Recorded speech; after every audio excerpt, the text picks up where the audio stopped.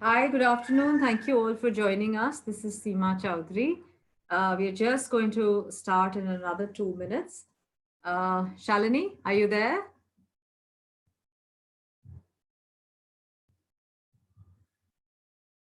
Okay, I think Shalini is also there. Thank you so much. Good afternoon.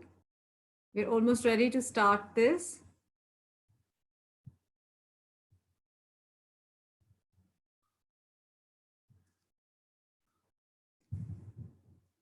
So, this is going to be our fourth session.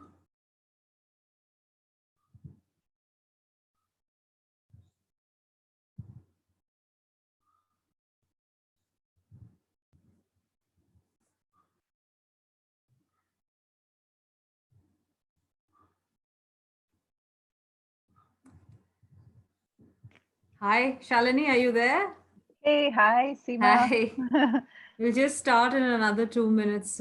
We're just sort of joining, getting everybody joining in. Sure, sure. Great.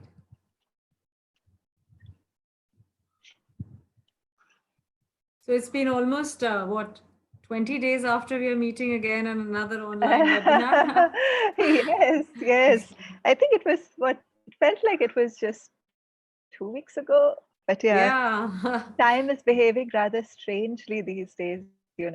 that's true. Some We, days it just feels like it's gone like in a flash, and other times you're just like, it's so slow, I have no idea what's happening. we've lost our familiar markers of time, right? The rhythm Yeah, of the work. Yeah. Saturday, Sunday to Monday Correct. makes no sense. There's this really nice WhatsApp joke doing the rounds that every day is this day, that day, the other day. Sort of reflects how we all feel. Yeah, so true.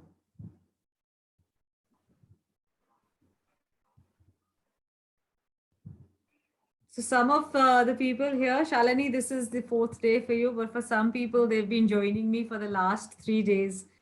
There is Namrata who says this is her fourth session. I hope you enjoy the session with Shalini as well as you did with the others. Welcome and thank you so much for coming on and taking the afternoon. Uh, Hi, everyone.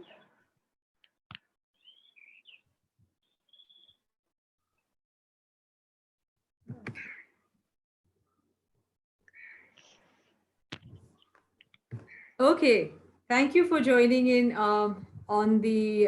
It's time for us. We're joining on the fourth session of the master class, and this one is on collaborate. Please welcome Shalini. Shalini has been a faculty with us and is an organizational development consultant and works and has recently set up Uncube, which is Yes, basically her new venture, which is going to look at the future of work. I'm very, very excited to hear more about it and also hope that we collaborate as we go ahead. So she's going to talk to us about collaborate as in the way Harappa uses the habit and also what collaborate is really going to mean to the future of work. What are we going to do as we go ahead and why this is a very, very important skill and so highly rated in the coming years. We are going to but first, before we begin, let me give you a little bit more background on Shalini. She's written a book called The Secret Life of Organization. As I said, she's recently started or co founded Uncube, which is a think tank which will look at the future of work.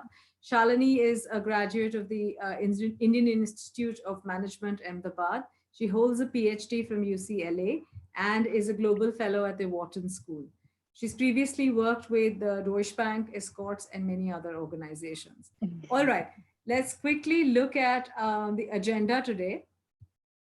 Can we, yeah. So we are going to look at the Harappa's collaborate habit. As always, we have case study and not one. Shalini has two, and both very, very different and surprising. We're also going to talk about the trust equation, a very, very important concept in the Harappa sort of habit framework. We are going to talk about the paradox of giving, Thomas Kilman's model, as well as Bruce Tuckman's model. And then we are going to have, of course, Q&A. Please do send in lots and lots of questions. We will take questions in the middle of our conversation as well. And then we have Shalini's reading list, and we'll take it from there. So let's begin with me giving you a little bit of explanation of what collaborate really means in the Harappa universe. Collaborate for us is, really talking about, how do you sort of work with other people, where you have to look at things like how do you build trust, how do you sort of manage teams, not as leaders, but as an individual who has to operate and work within a team. Same way, if you're establishing trust, how do you establish trust with your teammates, with not necessarily with your boss, with someone who's reporting to you? So it's both ways. We're also going to talk about how do you navigate the modern workplace. These are some of our courses. How do you sort of understand what is happening in the in the current workplace? How do you work with different kind of people with different work styles, etc. We also have a course called Negotiating Wisely, where we basically are telling you very, very clearly that negotiation is not a one off thing. You and I are negotiating on everything, every time, every day. And the way to go ahead with negotiations is not always to just look at what you want, but also make sure that the person opposite you gets what they want. That's the ideal way of negotiating. And we finally also have a course called Expanding Networks, so critical in times like these. It's not so much about relationships and friendships and other things. It's really about how do you deal with people who are relevant to your career, and how do you give something to them and take something back from them. This is largely how the Harappa sort of collaborate habit is framed. But let's have a look at this LinkedIn poll that we sort of, a LinkedIn study that we found. If you look at the top 10 skills that are going to be required in the coming years, 0.4569, all of them have something or the other to do with collaboration, people management, coordinating with other, emotional intelligence, negotiation. Why is this happening, Shalini? Why are we suddenly discovering that collaboration is going to be a very, very important skill going ahead? That's a really good question. And to be honest, when you first spoke to me about this webinar, I was pretty excited because there's such a direct link between collaboration as a habit and the future of work skills. And the real reason is that what we're seeing around us is becoming so much more complex, and it's changing much faster than any one individual, no matter how smart, can either understand completely on their own or even design a good response for.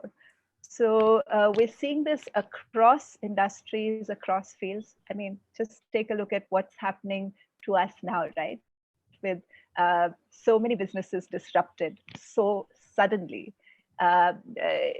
Shocks like this are way beyond the capacity of any one individual working on their own to either understand or respond to. So because the world we live in has, to say a cliche, become more and more VUCA, or definitely so much more uncertain and turbulent, organizations are needing teams more and more. And that's why so many of these people collaboration skills are right at the top of the skills which are going to be needed, in the future of work. So that's why I was really excited, because the world is changing.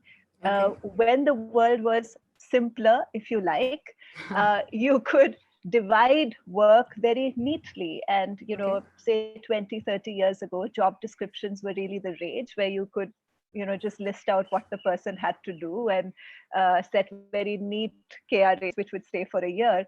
All of that's changed. None of that works anymore because the world around us is changing. Hence, teams, hence the ability to work well in teams, hence collaborate. So that's the huge shift we're seeing around So us. are you saying, Shalini, that the solo sort of performer or the star performer will have to change, or the Yes. importance of the solo performer changes? It will change as we go along.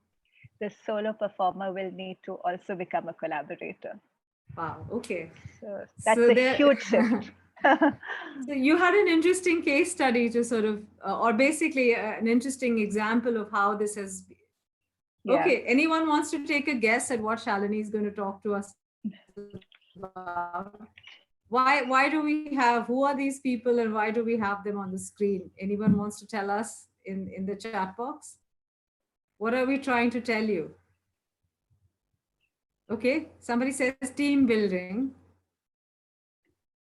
The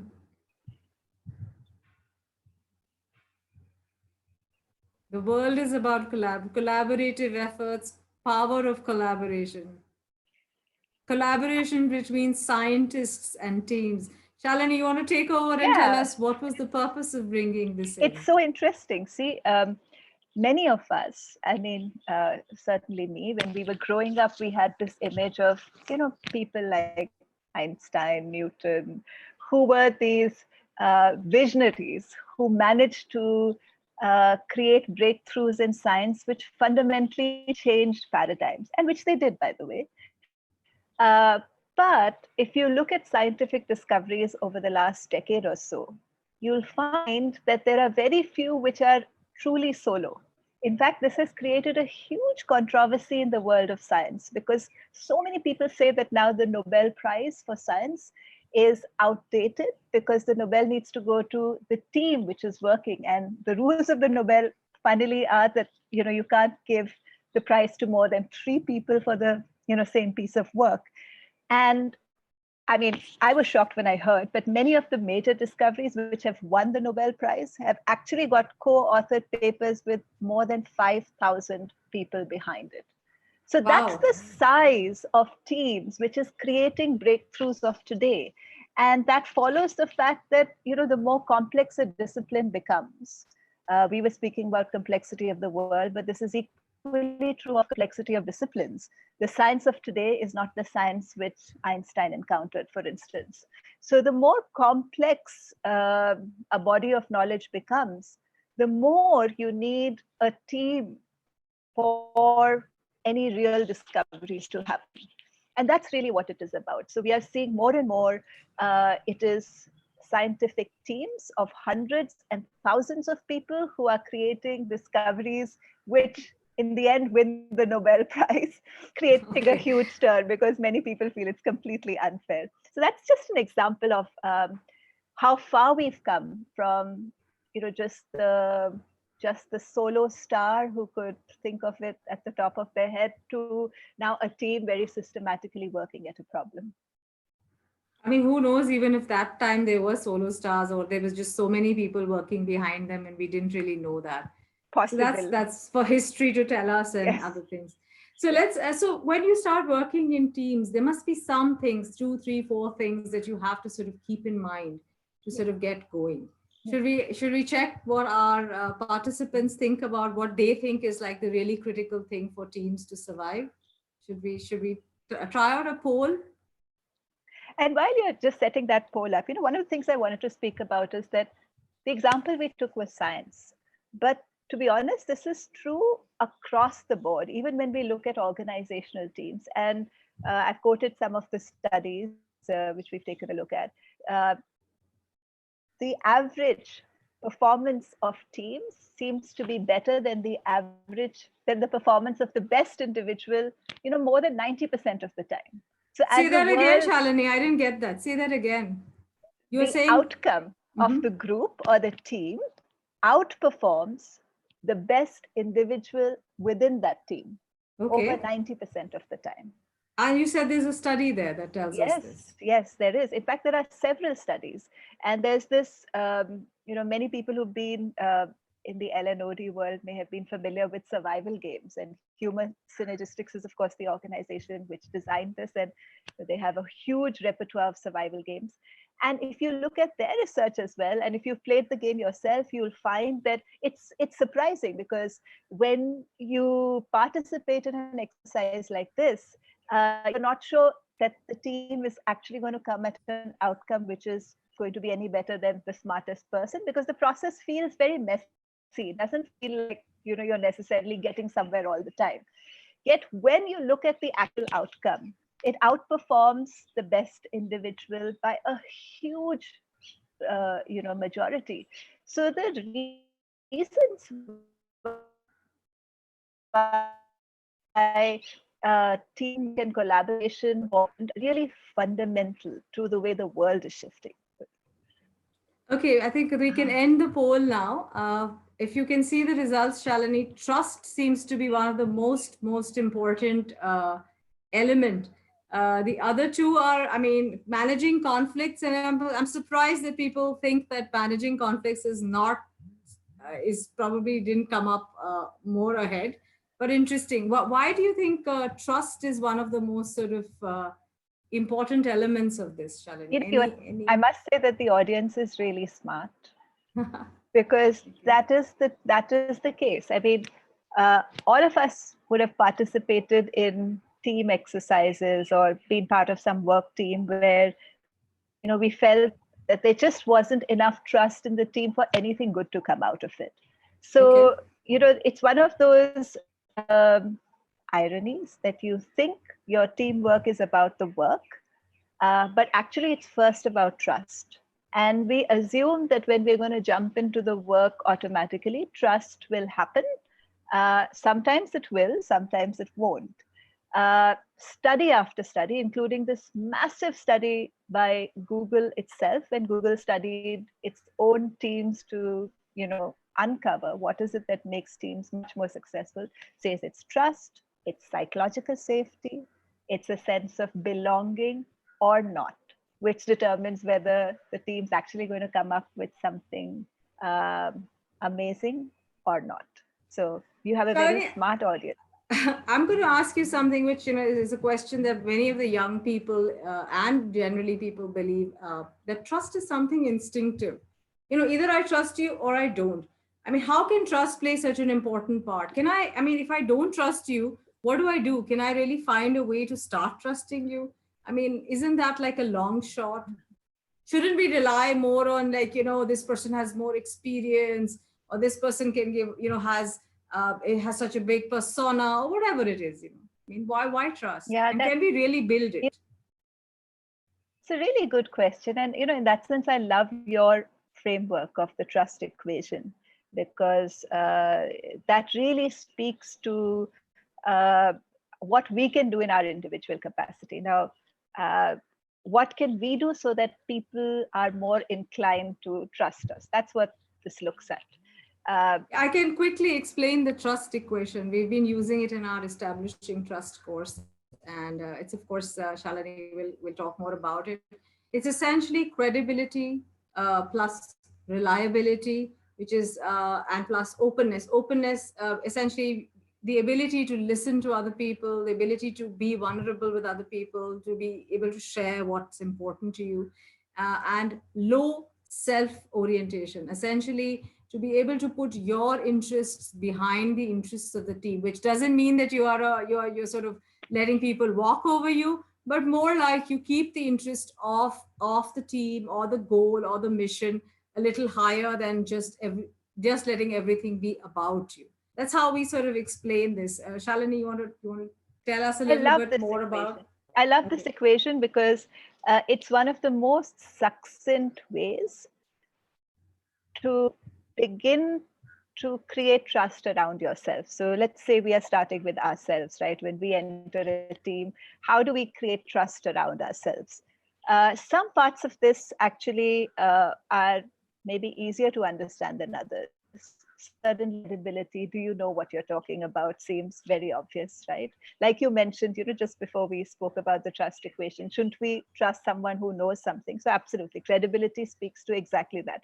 Does the person know what they are talking about or doing? Reliability, can they be depended on? When they say they will do something, can we trust that they will do whatever Correct. it is that they said they would Yeah. do?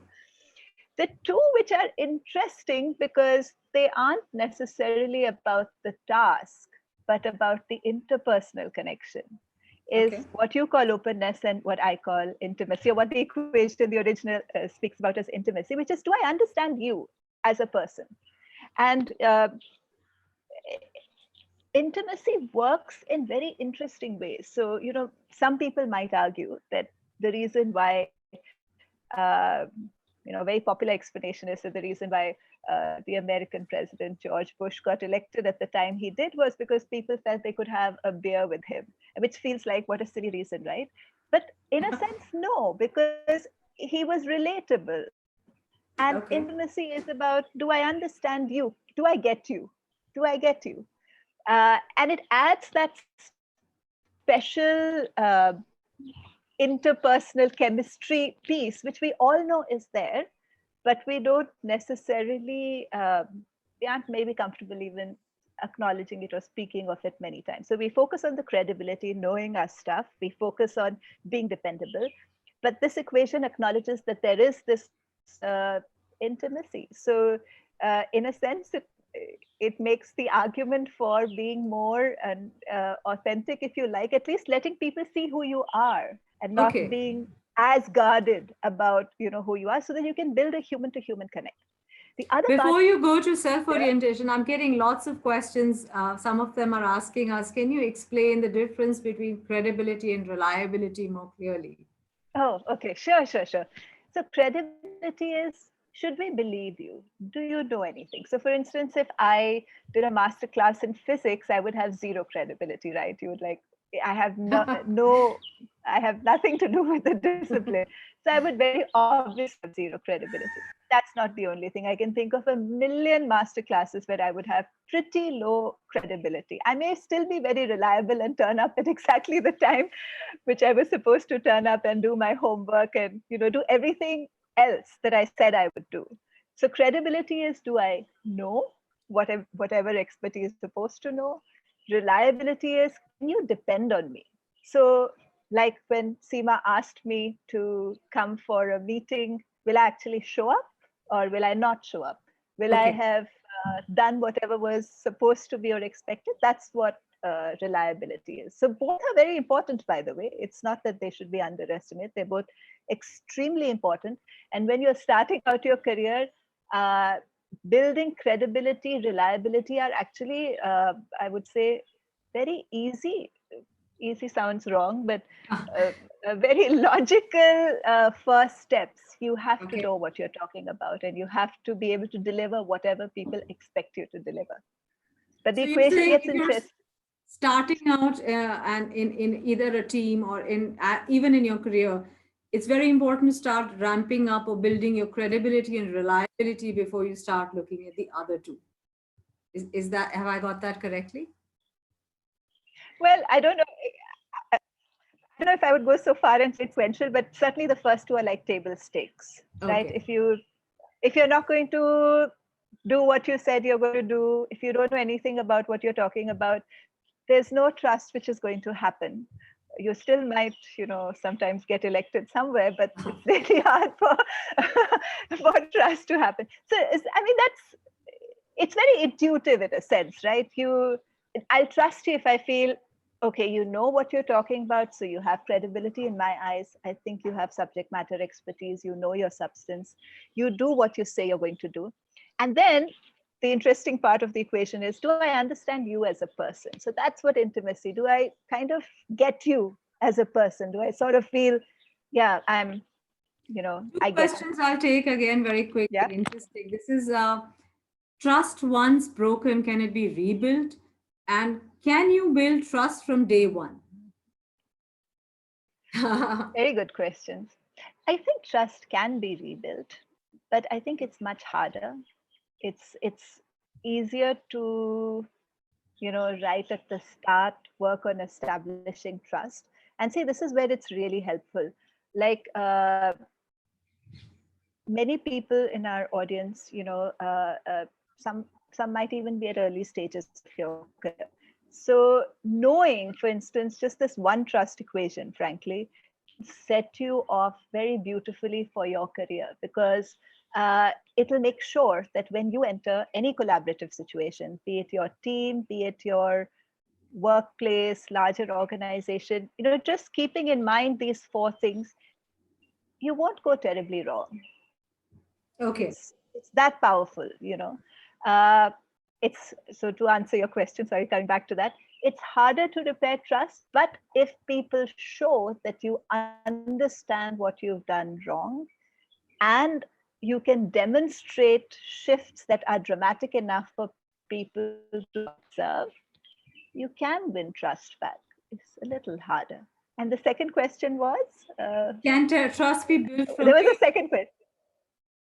No, Ah, day one. Can you build trust from day one? I suppose the first two factors factors, if you're able to establish them, it's a precursor. It sort of helps to establish it fast, right? Trust. If you're credible and You can make a good start. Yeah. yeah. You can make a good start on day one. There's certainly people around whom you just instantly feel, yeah, you can trust them. So, um, but yeah, on the whole, trust grows over time when, consistently you show that um, you know your stuff, you are able to deliver, you have a human connection. And the fourth, the really important Yeah, part that the we're going to come important to, one. the self-orientation. And self-orientation is this very fundamental belief of, uh, am I in this so that I get more and the team is just secondary? Or is the team's interest more important than ours? And this could be team, it's even interpersonal for that matter. And we all have an instinct for it, right?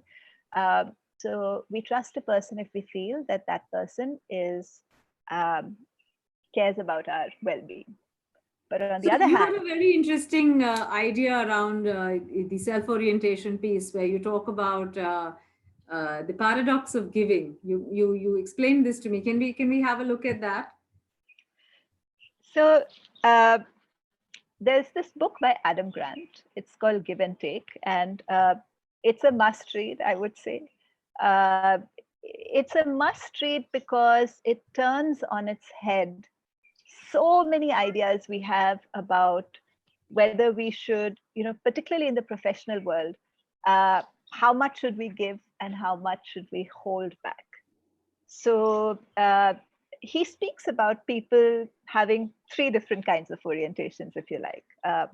First, you know, what we're more familiar with, the takers, where I'm in it for myself, I'm there to win the game. And in every interaction I go into, I'm going to make sure that it benefits me majorly. Uh, your interest might be incidental, but my own interest is what is at my, front and center of my mind.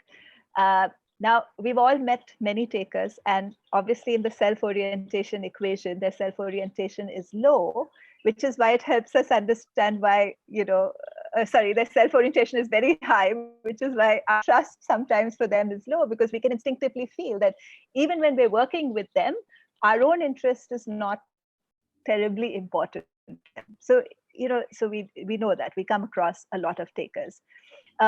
And then there are givers, people who are interested in what's good for you or what's good for the team in a team situation, what's really in the interest of the team and their own interest. It's not that that doesn't necessarily matter. It may or it may not, but that's not really at the forefront. It's about, can the team deliver?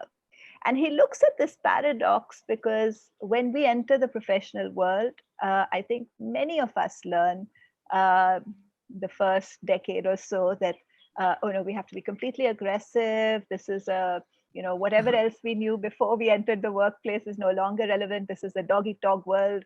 We have to snatch somebody's lunch. So there are all these terrible, shall I say, cliches in our mind about how we should behave with uh, our potential collaborators or the teams that we are part of. So he does a study and he looks at how does our tendency or orientation to give or take influence success.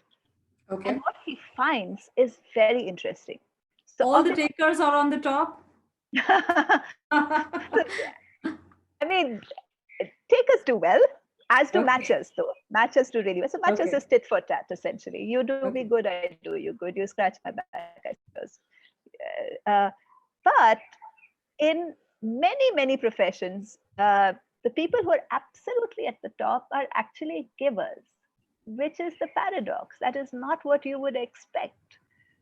So he looks at that and he tries to speak about the many different reasons why that works. And one huge reason is because people trust them. People trust them Okay. and they want to work with them. And over a period of time, they have a reputation of being great people to work with. both as people whom you'd want to call into your team, and eventually as people who could lead your team, your organization, or or more, for instance. So So are givers givers always on have the top? many. Are givers always on the top, or we do That's the find many paradox. givers who get left behind, right? Yeah. So givers are both at the bottom and the top, with matchers and takers forming, say, the central plank. And that's sort of in our own minds. If we think of people we know, it sort of makes sense also, right? Maybe we have not met as many givers at the top because depends on the industry we're in, depends on the organization we're in, and what the culture there is like. uh, but we've certainly found met people who have never asked for anything for themselves, right? They've always done whatever was maybe in somebody else's interest, but never looked after their own interests, or maybe sometimes may not have even voiced them, what their interests are. And we do see that givers, particularly givers who shared characteristics of low levels of assertiveness, or avoidance of any conflicts, something we'll come to a little later. They do tend to be less effective in across professions. So givers are at the bottom, givers are at the top. So there's an It's a interesting huge question, advantage. Shalini. Can I Yeah. interrupt? Somebody's saying that givers who make it to the top are essentially manipulators. They're not givers in the real sense of the word. Is that how? Uh, so that's a really, I mean, that's a good question. I can almost understand where it's coming from, because there are many people, and in fact, the book also speaks about this, who are takers in the guise of givers. So what that means is that I will do you a lot of favors with an expectation that those favors will be returned. Uh, so, I mean, it's hard to say if that's true for every single person, uh, but at least Adam's argument is that right at the top are genuine givers, people whom Okay. people like working for, and they establish the networks of trust, they establish the reputations which allow them to have the careers that people who are seen as largely takers or even manipulative sometimes struggle with. So that's interesting, So right? do we as people have different sort of qualities of matcher, giver, taker at different points, or do we always have one kind of personality? No, they can vary across different parts of our life. So maybe in our personal life, we could be a happy giver, and maybe have a different orientation in our professional life. And to be honest, a lot of it is our socializing, right? When we start working, what is it that we're told succeeds? And sometimes, in fact, I would say a lot of the time, uh, we believe that to be successful, we have to focus on ourselves. And focusing on somebody else, or even a team or the organization, is not that helpful for us. So we sort of get that message, right, quite often. Uh, but it doesn't seem to be necessarily the case, because goodwill, the ability to bring out the best in all those who work with you, uh, reputational advantages of goodwill, uh, you know, being seen as, you just become a person whom people would like to recommend for roles So and work with. in case of conflict in our mind, in case of what we should be doing, how do we sort of move this? I believe there's a can we bring up yeah. So this is a interesting sort of model where we talk about how, based on whether we want to appear assertive or whether we want to appear cooperative, we will sort of either compete, collaborate, compromise, avoid, or accommodate. So, how do you sort of in today's or in the future of work, or as we are sort of looking to collaborate or become better collaborators, how can we look at using this model, and how do we sort of apply this in our interactions with others? See, I love this model and I love it for two reasons. One is it directly connects with the give and take philosophy. So your collaborators who are right, at that end are focused on the interests of the other or the larger group they're working for, but they're also quite focused on their own interests. It's not that they've given that up. It's just that that's not the only thing that they are concerned about. They are concerned about what's good for you, which is why you trust them and want to work with them. They are concerned about what's good for the organization. They're also concerned about what's good for them. So collaboration in that sense is where a number of givers who are right at the top would probably show up. Whereas givers who, their own interests, are somehow not central. Now, it could be for many, many reasons. And we can only speculate, avoiding accommodation. That seems to be the preferred style. Um, so I love this framework because it so clearly tells us that we can be focused on what's good for another entity, our team, our organization, without necessarily missing out on what's good for us. But the other reason why I like it is because it doesn't mean we are always collaborating, Okay. because there are situations and situations and situations. And actually, if you read this framework in its entirety, it speaks to how, at different points in time, in different situations, uh, you can choose, a different strategy. So, for instance, let's say I have a neighbor who complains about taking a silly example, the leaves being stacked under a particular tree. Okay, so it's such a silly example. Should I really be collaborating on that the leaves should be under this tree or that tree? uh, I would say no, just avoid the conflict. It's no point, right? Okay. So when you understand what's the range of responses which are possible, you can play to whichever matches the situation and not necessarily get stuck in one, even though one might be dominant. Or if you are maybe taking your child out for an ice cream and you didn't want to go, of course, now that all sounds like fantasy, but you could be completely accommodating and that would be fine too.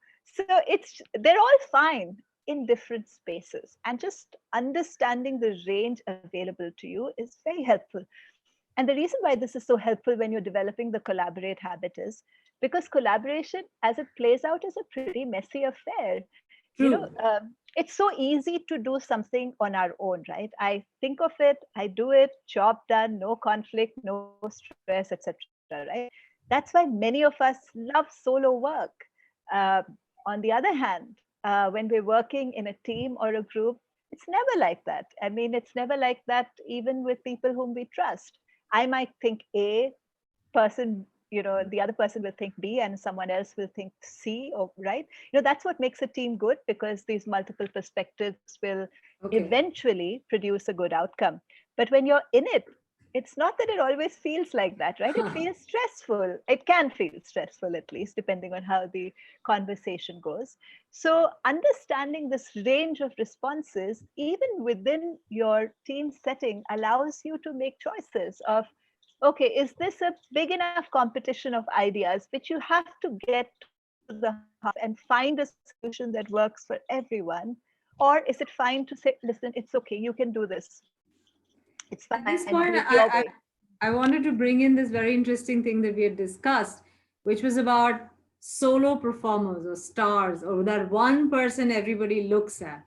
And how you explained to me that sometimes we forget that while that one person may be the key in many things, it's because of all the people around that person that that person is able. Can we look at that particular study, and maybe Shalini will explain Yeah. how that. That's a great point. And uh, there's this wonderful study which has been done by Professor Boris Kreuzberg. He's written a book also around it, which speaks about, like cardiac surgeons are supposed to be rock stars as medical doctors, right? So the study looks at uh, as they get more experience, do they really get better? And they look at mortality rates of their patients, etc. So there's a lot of technicality in how they've measured this. So what the study finds, quite interestingly, is that yes, as a cardiac surgeon does more and more surgeries, their fatality rate goes down, but it only goes down in a particular hospital. So what's Okay. actually happening is not that his or her own individual personal skills are accounting for the difference, or at least most of the difference. What's happening is that he or she is developing a great team in that hospital, and that team is getting experienced as a team.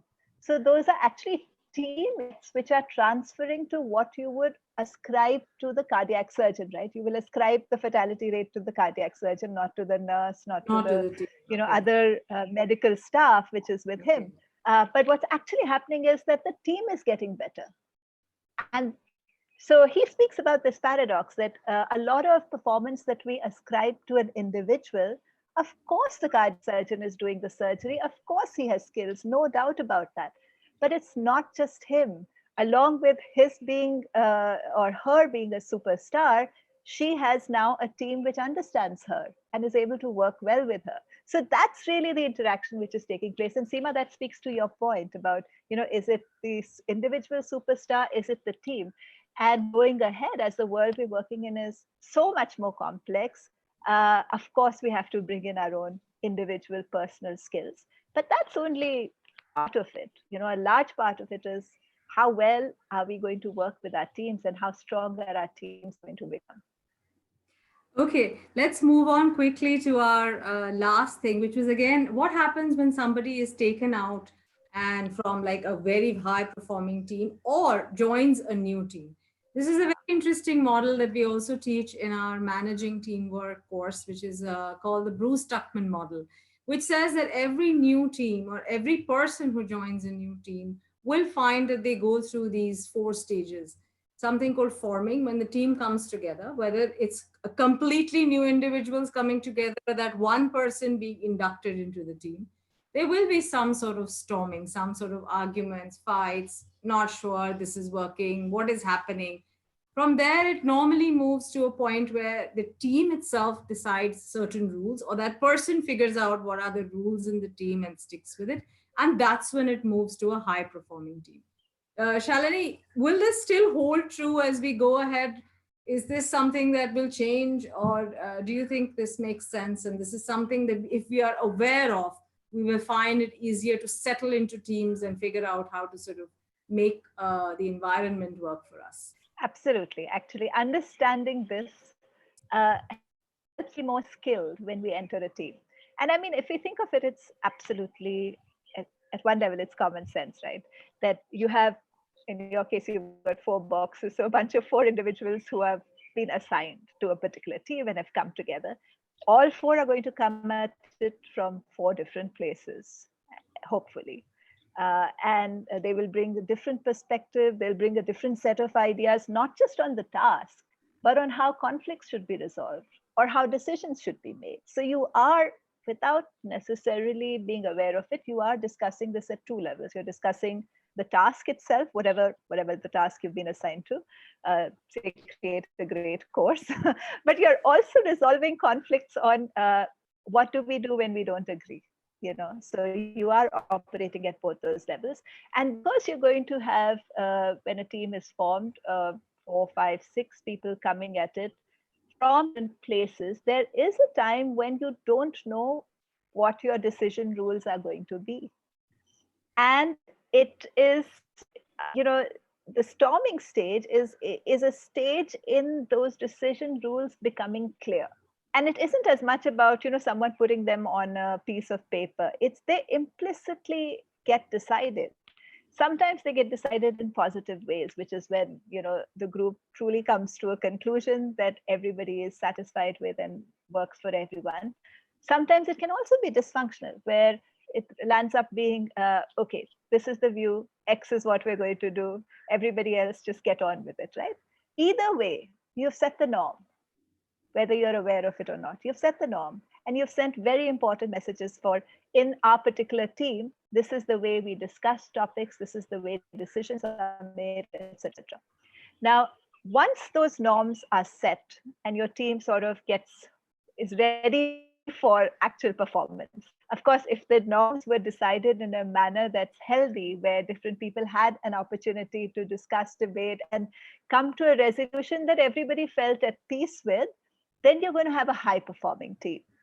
If these norms are arrived at because somehow some decision was forced through, or or hierarchy, or whatever, in a dysfunctional way where a lot of people felt silenced and felt that they didn't have a voice in that particular team, you once again set the norm, and the norm is going to be one person's view works, everybody else listen, do your bit and move on.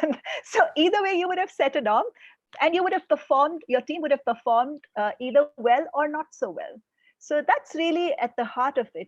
Actually, the heart of collaborating is something we know as children, but we just forget when we grow Yeah, up. so that's your other sort of fun activity. But before we go on, there's an interesting question. If collaboration doesn't seem to be working for a long time, do we break? Should the team split up? Should we just start going solo? My, Well, I would wonder, how do you define what's a long time? I don't think it's about time. I think it's more about understanding if you're coming back again and again to the norm stage, you're not able to set the norms in the team. Perhaps that's the time to sort of break the team. What would you say, Shalini? see, obviously the logical answer seems to be that if it doesn't work, then maybe change a team, but it's not always possible. So for instance, some of the work I do is with leadership teams, right? So the leadership team is formed, the CXO team is what it is, right? And they have to find a way to work with each other. So sometimes it's possible. Sometimes you go back and say, okay, what can we do to work better? What is happening? What's gone wrong in our ways of connecting, relating, discussing that is creating a problem? If you can do that, then you can, at least you have a shot of making many dysfunctional teams better as well. But then again, if it's not working, collaboration is not working because of a fundamental breakdown in trust that has gone on for a long time, that's a much harder problem to fix. Okay, let's quickly look at that interesting study you had for us and do a quick poll, and then lots of questions in the box. Let's get down to answering them. This is called the Marshmallow Challenge, and they're basically supposing there are three groups. All groups have the same equipment or the same stuff, which is one marshmallow, 20 uncooked spaghetti sticks, a yard of tape, and a yard of string. And this is their goal, to build the tallest structure. So let's look at the poll and let's see if you can find out which of these three groups, in MBA students, design students, or kids, who actually could have built this. Can we have a look at the poll, please? And have 30 seconds only for this. Which of the three groups, or did all of them do it? Interesting. You have 10 more seconds. We'll close this poll very quickly. As soon as we touch the 70% mark, I'll close the poll. Great, some more. Thank you so much. It's interesting, Shalini. Nobody seems to think that business school students can do anything. We shouldn't be doing MBAs anymore, should we? Many people would Yes. argue that, by the way. You're not the only one. Yeah, and I mean, I may have let the cat out of the bag a little bit as well, but you're absolutely right. It's kindergarten kids who did the best in it, and for two reasons. One, business school students. So there's something about the world of business, even business school, that primes us that now this is going to be about. It's going to be about strategy. It's going to be about analysis. It's going to be about a very rational conversation. And it's going to be less about really connecting on the task and just getting on with it. So this was done several times over many years, this study. And the tallest tower, which was built by kindergarten children, was I think some 26 inches or something like that. whereas business school students couldn't manage more than 10 inches or something like that. So there's a huge difference. Because when they observed children trying to build this tower, it wasn't about, okay, so I'm in this activity now, I have to show Seema how amazing I am and how smart I am, and therefore I'm going to say such smart things. No, they were just getting on with the job. They were focused on the job. But when it's business school students, and perhaps even in many or some organizations, you're focused on, do I sound smart? Where am I? Will so and so think well of me? So there are just so many other considerations around status and my, you know, who is more important, who is less important, am I making an impact, etc., that take your mind space instead of actually getting on with the task. So business school students didn't do well at all. Interestingly, the design students apparently did even worse than the business Oh school my God. students. I'm not exactly sure So then why that's the liberal case. arts also didn't work in this, did it? So it's, at its core, uh, we do best. And I mean, honestly, if you just think about it, you will know this is true. We do our best when we're in a team where we feel safe, we feel we belong, and we feel we want to contribute to whatever that team goal is. The moment that's our focus, our performance is through the roof. But when teams are formed, not many people necessarily understand that the first step is this: it's psychological safety, it's a sense of belongingness within the team. And once you've got those foundational elements, then work will happen. People will want to work. You'll find norms that are functional and, not go into a dysfunctional space. So, yeah. Okay, Shalini, let's quickly take some questions and then leave the last 5 minutes to share the books and other things that you love. I'll just quickly explain what are the. Okay, one interesting question. In the Tuckman model, are the stages sequential or is it cyclical? Do you keep doing norming, storming, forming again and again? Yeah, I this is talked a rough, about this. it's a rough model, right? It The moment you have a new member or the situation changes or any externality or even internal, factor disrupts that equilibrium or should disrupt that equilibrium many times. By the way, it's not a bad thing. Then you go through the stages again. It's not that every team goes through all the stages either.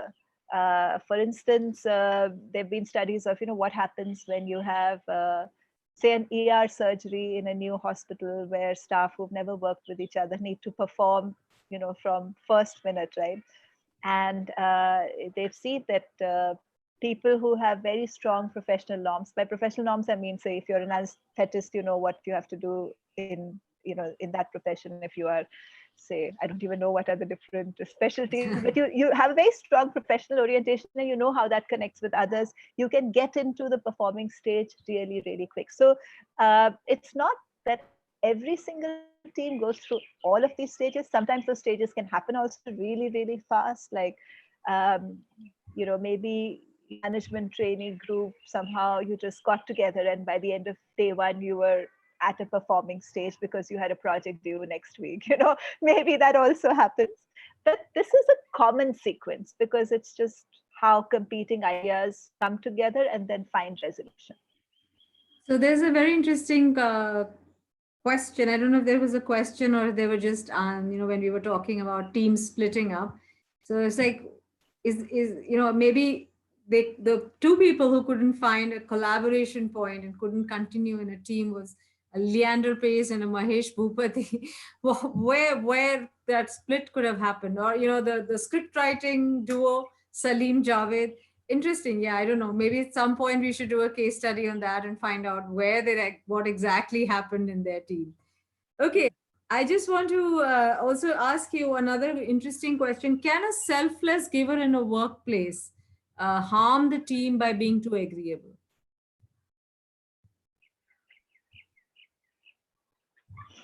Hmm. Well, it's a very good question because it depends on where that agreeableness is coming from. If it's coming from genuinely, it's fine. But if it's coming from, I'm withholding information I have or an idea or perspective I have so that we can move on quickly, uh, which, by the way, I think I may have done also sometimes, it doesn't help because in being agreeable, you have taken conflict which would have been helpful for the team out of the place.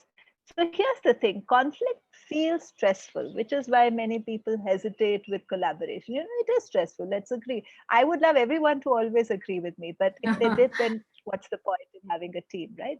So the action of conflict, it's a stressful action, but without that, you aren't going to get a good outcome. Now, the conflict doesn't have to be aggressive, but it has to be differences of ideas coming together to come to the best decision. So yeah, by withholding information, ideas, you can harm the team. How to collaborate with a team where there is a very huge age difference and difference in education? What a good question. Hmm. I'm not sure that the fundamentals are very different, except that it will mean that depending on whether you are the minority or the majority, either way, actually, uh, reaching out to understand another's perspective takes a little more effort. So, see, this is, to be honest, it's a challenge people have always had, and I think are going to increasingly have because we're going to need teams for so much more. That on the one hand, it's so much easier to understand people who are like us, right? Who speak the same language, etc., etc. And it's easy to trust them because we instantly get where they're coming from, right? That intimacy score is very quick to, get high points on. But the more different the ideas are, the better the potential outcome. But it's going to be a much more effortful process, less easy. So, should you do what is easy? Should you do what's in the best interest of the outcome? Now, that's a call you'll have to take. I'll take you from here and say somebody's put in a question saying, is collaboration a democratic process? Can it be led by one person's vision? Interesting. There too. I mean, if it's democratic, Yeah. can it be led by one person's vision? I'm not really sure what they're asking, but let's answer the first part. Is No, I think for instance, if we look at leadership styles which are likely to do well in the future, again, for the same reasons we've spoken about many times, the increasing complexity, etc., it's leaders who can be collaborative. And collaborative leaders doesn't mean that if I'm leading a team, I can't take a call. It doesn't mean that. But it means that my call has happened through a process. Obviously, not every single decision needs to go through that process, otherwise, nothing would ever get done. But at least for the important questions or questions which deserve a team, complex questions, right? We've gone through the process of coming up with, as a team of people, what's the best outcome we can think of. And then the leader can take a call whichever way. So the decision making part and the arriving at a solution part are actually two different stages. And then it's for the leader to decide. one last question, and how do you deal with teammates who lack credibility and reliability? What do you do? Oh, God. That's more a question for your manager, actually, because I don't know how much one can do, frankly, in a work team beyond, I mean, because these are pretty fundamental, right? If you've got an assigned people who have to have expertise in X, but don't have that expertise, I mean, as a friend or a well-wisher, you could perhaps give them suggestions, but it depends on your equation with them and whether you have that kind of comfort sharing that they need to develop a certain credibility, reliability. Now, again, I mean, if you have trust, you can say that. You can tell them that, listen, I like you, I'm coming at it from a good place, but this is a challenge. On the other hand, if that kind of relationship doesn't exist of trust, then this is probably something only your manager would need to find an answer to. Okay, let's quickly look at, take a little quick poll and look at Shalini's book recommendations. And if we have time, we'll come back and take one more question. Yeah, these are the four frameworks we really looked at today: the trust equation, the paradox of giving, Thomas Kilmann model, and the Bruce Tuckman model. Let's look at this quick. We wanted to know if you're open to having us send you some more information about our courses. Just take 30 seconds to answer this quickly so that we can move on to looking at Shalini's book recommendations. And some of these are very, very interesting book recommendations, Shalini. I'd love to sort of pick one or two of them. Okay, we're almost there. And yeah, I think that 30 seconds is up. Great, thank you. Can we just look at the recommendations that Shalini is making for the books, please? Yeah, these are the books that Shalini is recommending. There's, of course, The Trusted Advisor, Charles Green. That's Shalini's own book. There's Give and Take with Adam and Culture Code. Shalini, there was this one very interesting question that came up. How do you collaborate with a leader who's unreliable?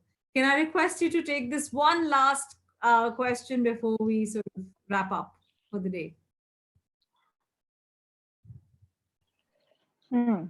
But is he your leader? Sorry. So let's assume two scenarios. Let's assume that that person is your leader and that person is not reliable. And by not reliable, I'm going to assume you mean doesn't do what They say said they they would going to do. Then it depends on the ability you have to influence, this particular leader and his actions. Um, well, to be honest, your hands are a little bit tied because if you happen to have influence, and by the way, I've seen this a couple of times where not so reliable bosses have had a very good second in command. And if you happen to be that second in command who has enough influence, you can still make things happen. In that case, certain contextual factors have to be there, like your leader or your boss has to have given you that space you know, to run some decisions, for instance, or to be able to take certain calls. So I have seen that happen actually a couple of times. Not so reliable leader, but really good second in command. Uh, Leaders there for advisory kind of roles and ceremonial roles, and then the actual charge is led by the second in command. But that's a pretty specific context. If that's not the context, and unless you have a lot of influence over your leader, I don't know. I'm not sure you can do a whole lot, actually. Okay. Thank you so much for joining us, Shalini. Thank you so much for taking so much time and answering so many questions. There are many more questions here. We'll try and collate them and see if we can send them off to you. This is our fourth habit series webinar. We have one last one, which is tomorrow on leadership, and this is leading yourself, dealing with you as a person, and what can you do. Same time, we'll be looking at. And thank you. I hope you had a good time, Shalini. I loved it. Thank you for having me over. Thank you. All right. Thank you, participants, and we'll take it up for the last session tomorrow. Thank you so much. Bye then. Thank you.